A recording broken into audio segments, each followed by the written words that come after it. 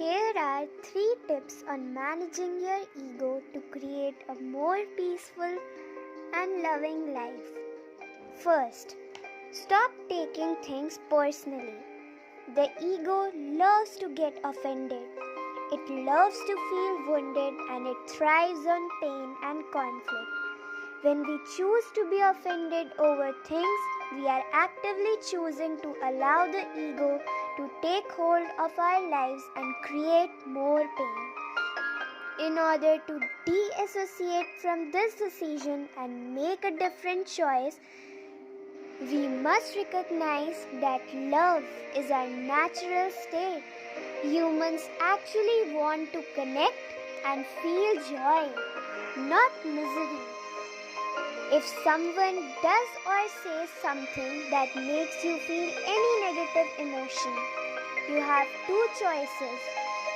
You can react and engage in a conflict, or you can recognize that the trigger within you is an opportunity for your own growth.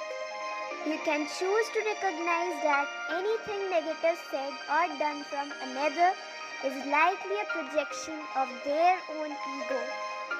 Don't waste your energy on the ego battles. Save it for love and service. Second, forgive. The ego loves being right. It sustains itself in this way. The problem is it also keeps you from doing what you need to do to move closer to love and truth. The ego is sort of like a weed in this way. It may have pretty flowers for your inner garden, but if left unattended, it will choke out all of your other plants and leave you in a big mess. When you forgive, you allow your heart to open and you separate from the need to be right and instead choose love. This is functioning from your true self. Forgive others and forgive yourself too. Third, let go and observe. Let go of trying to be right, trying to win, trying to be seen, trying to be heard.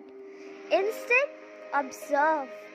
The ego wants to prove itself and jump up and down to gain love and validation. Our higher self doesn't need validation. Our higher self knows that it is love. By becoming aware of the ego and its need to be seen, heard and acknowledged, you open up space to be seen and heard without expectation. By observing without expectation, you then see things as they are. You see people as they are rather than through a projected sense of lack because they are not matching up to your ego's demands. In this space, there is also an opportunity to sit back and observe as to who is not functioning from a place where they can offer themselves up emotionally to give love, acceptance, adoration to you. This means we let go of controlling people in an attempt to have our needs met. This is freedom. Eckhart Tolle said, "The moment you become aware of the ego in you, it is strictly no longer the ego but just an old conditioned mind pattern." Ego implies unawareness. Awareness and ego cannot coexist. There is no denying that the ego serves its purpose. But when the ego becomes the dominant process of your mind, you fall out of alignment with your true self. With practice, you can learn how to manage your ego better and create a life that feels more peaceful, loving, and authentic. As Gandhiji said, "When the ego dies, the soul awakens."